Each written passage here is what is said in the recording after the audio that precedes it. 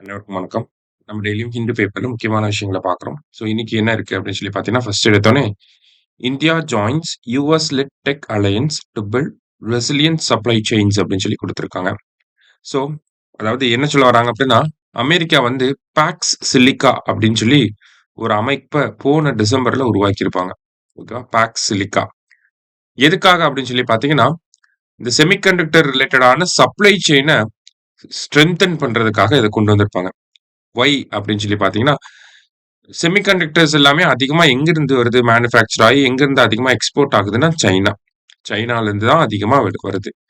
அப்ப சைனீஸ் நெனச்சாங்க அப்படின்னா, மத்த கண்ட்ரீஸ வந்து செமிகண்டக்டர் டெக்னாலஜி இல்லாம ஸ்டார்வ் பண்ண முடியும். ஓகேங்களா? ஒரு தடையை ஏற்படுத்த முடியும். ஒரு டிமாண்ட கிரியேட் பண்ணி ஹை பிரைஸஸ்க்கு அவங்கனால விக்க முடியும். ஓகேவா? அப்ப ஆல்டர்னேட்டான அந்த செமிகண்டக்டர் சப்ளை செயின வந்து நம்ம உருவாக்கணும்.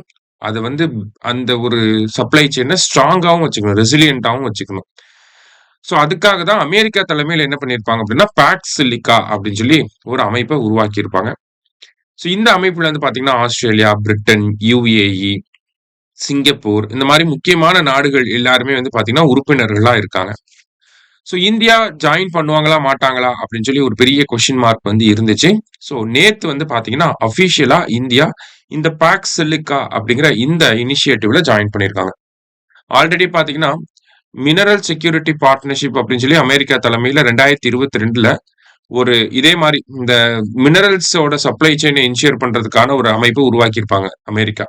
அதுல இந்தியா ஜாயின் பண்ணியிருந்தாங்க. ஸோ அதே மாரி அமெரிக்கா தலைமையில உருவாக்கப்பட்ட கிட்டத்தட்ட சிமிலரான ஆர்கனைசேஷன் தான் இந்த பாக்ஸ் சிலிக்கா அப்படிங்கிறதும். அதுலயும் இப்ப இந்தியா இணைஞ்சிருக்காங்க. சரியா? ரொம்ப முக்கியமான ஒரு விஷயமா இருக்கு. AI, semiconductors and then rare earth elements எல்லாத்தோட சப்ளை செயின என்ஷூர் பண்றதுக்காக இந்த ஒரு அமைப்ப அமெரிக்கா உருவாக்கியிருக்காங்க.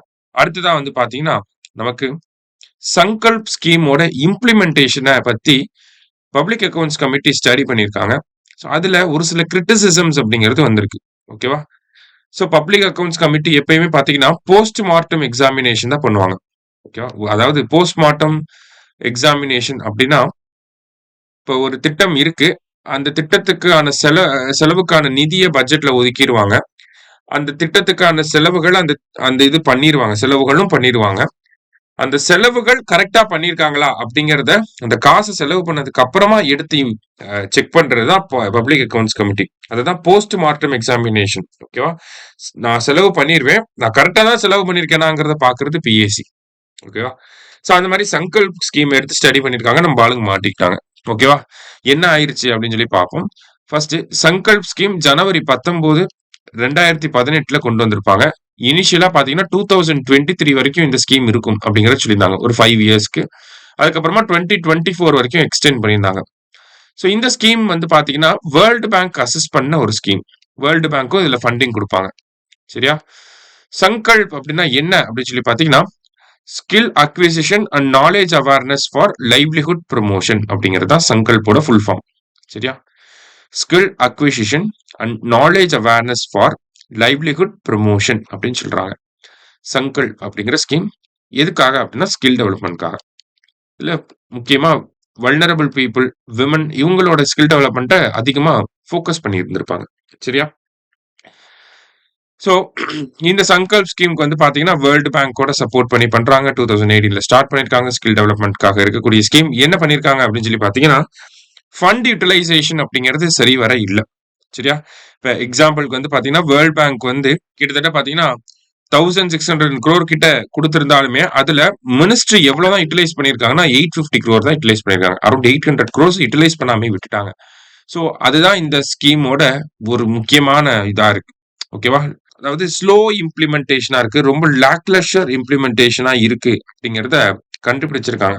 எப்படி கண்டுபிடிச்சிருக்காங்கன்னா, ஃபண்ட் யுட்டிலைசேஷன பேஸ் பண்ணி கண்டுபிடிச்சிருக்காங்க. சரியா? ஸோ நமக்கு அவ்வளவு தூரம் போக வேணாம். அது கான்டெக்ஸ்ட். ஆனா நமக்கு தேவையானது பேக்கிரவுண்ட் தான். ஸோ ஜான்வரி 19, 2018 அப்படிங்கிற கன்டென்ட்.